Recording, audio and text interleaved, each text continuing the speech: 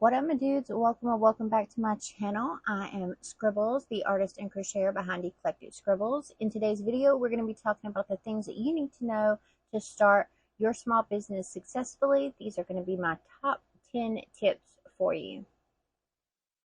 First things first, you're going to need to decide what you'll be creating for your small business. Personally, I am an artist of mostly digital art, but I do throw some traditional in there, and I'm a crocheter.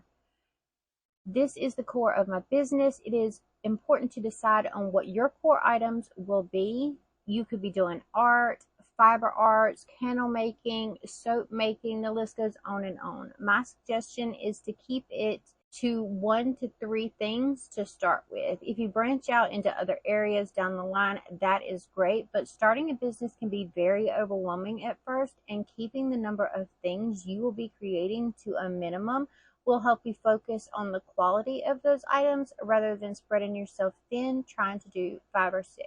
So I basically do art and merchandise with my art on it, and I crochet plushies. That is the core of my business.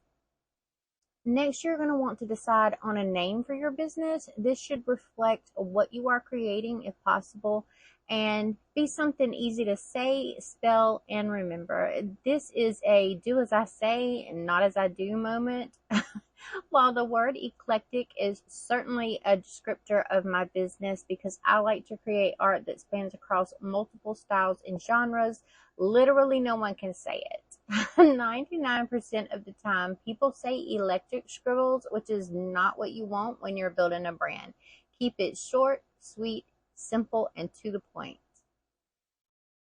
Now that you've settled on what you will make and given your business a name, you're going to want to register your business in some form. This will give you the ability to sell your items. You can operate as a sole proprietor, which most people do when first starting, or you can establish your business in a more formal way by choosing to register as a corporation. I operated as a sole proprietor for around 15 years, and it is only this year that I decided to operate as an LLC.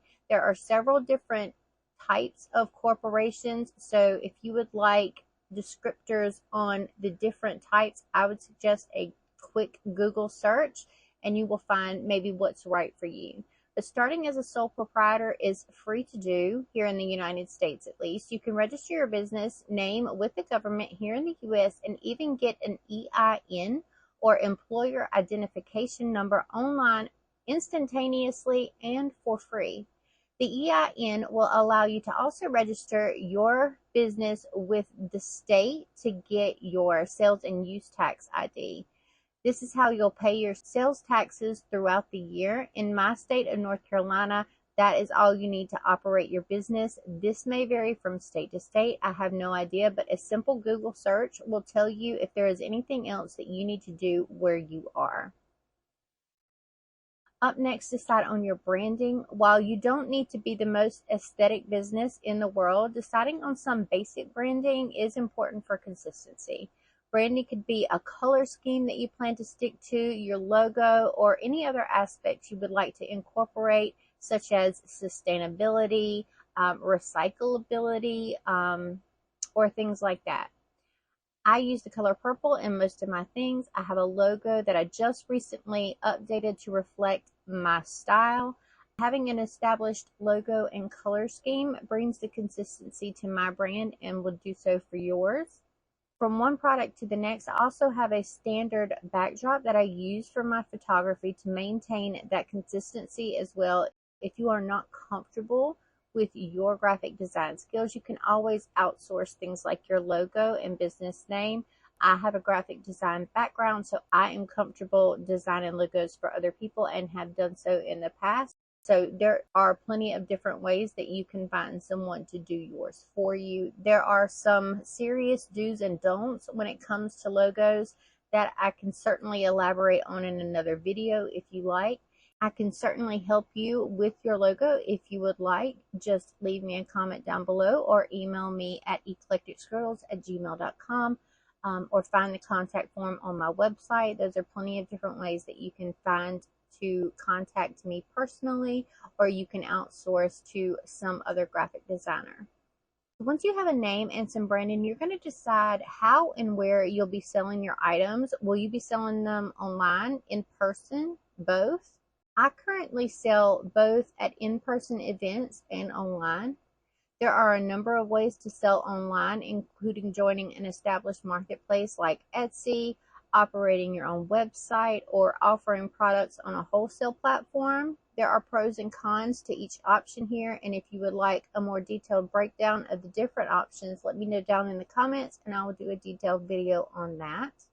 Selling in person can be done by applying to local fairs and markets in your area, applying to larger conventions on a national scale, and consignment in local stores.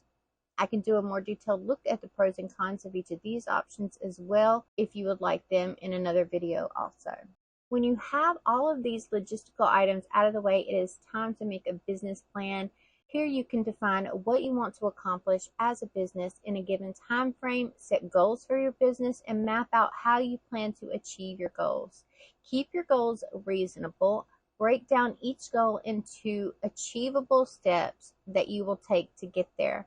Having smaller stepping stones to a larger goal allows you to notice your progress along the way rather than setting one large overarching goal that seems to never get any closer to becoming a reality. It's now time to get to the fun stuff. Here is where you will begin creating your items.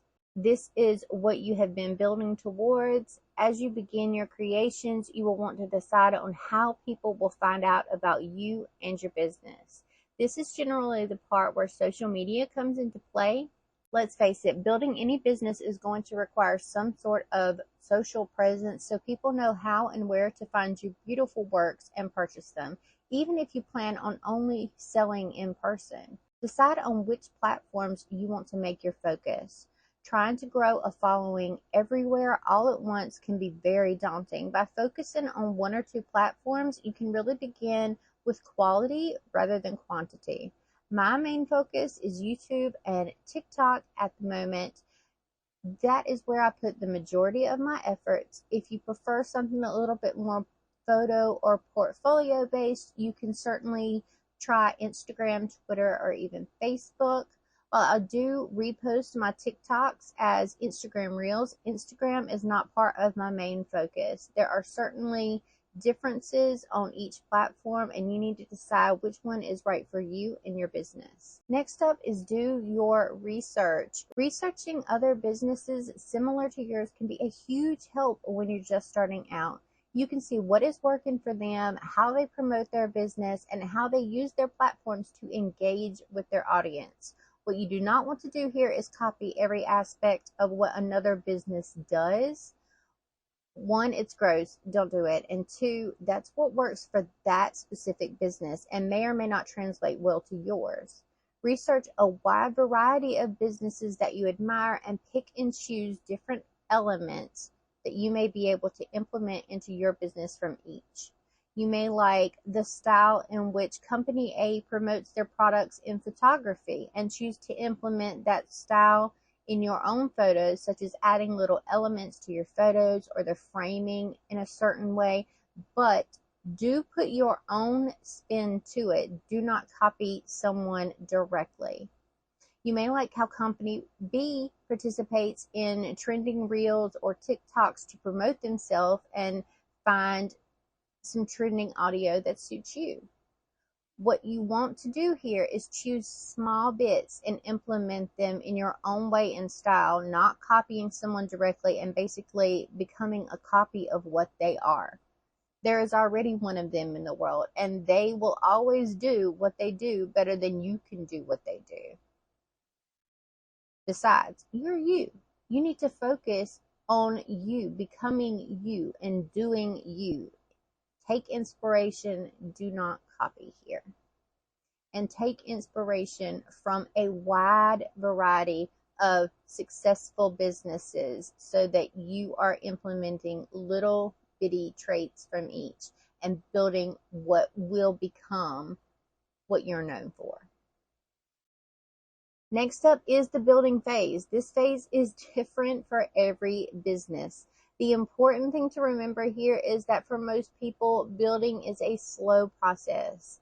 Outside of going viral, businesses build slowly. The most important thing to remember is followers and subscribers at any number do not directly relate or translate to sales. A person can operate a full-time income with a low follower count just as easily as someone with thousands of followers can only be making 1 or 2 sales per month. The numbers on social media mean nothing as far as sales. Focus on putting out quality posts, building an engaged community, and developing your own skills rather than likes or views. If you build a quality item, the community will find you. When you're on social media, use appropriate tags and best practices for whatever platform you've chosen. Use keyword-rich titles, ask questions, and give your audience something to respond to and engage with. These are the keys to building. Finally, remember to be your most authentic self. Don't get sucked into imposter syndrome. Don't judge yourself and your business or your journey based on where someone else is currently sitting. They are on their own journey. They are on a different page than you. And social media also does not accurately depict what anyone is going through ever. They are putting their best face forward, as will you. You will only be seeing their highlights for the most part, but every business has its own set of struggles and hard times behind the scenes, whether you see it or not. Focus on being you. Focus on your journey. It is the hardest step in this entire process, if you ask me, but it is one of the most important. Know that you've got this. Show yourself and the world that you do. So these are my 10 steps for starting a new small business. Let me know in the comments if you're about to begin your journey or just starting your journey. If you would like more in-depth looks at what I do have a Patreon. They are the ones that get all the little extras, all the first looks and behind the scenes. So jump over there for more. We do have a Discord server that is completely free to join, where you can chat and promote your business to a loving and supporting community. I will be posting more how-to tutorials here on YouTube. I do post 1 to 2 videos a week, including more like this one, as well as studio vlogs and crochet related videos that have to do with my business specifically. I do hope you enjoyed this video. If you did, don't forget to smash that thumbs up button. Tap the subscribe button if you haven't already, and ding that little notification bell so you are informed each and every time I upload new content. Feel free to check me out on my other platforms as well. The links are always in the little doobly-doo below. Give me a pink heart in the comments if you made it to the end, and I will see you in the next video. I love your faces so much. Thank you. Thank you. Bye.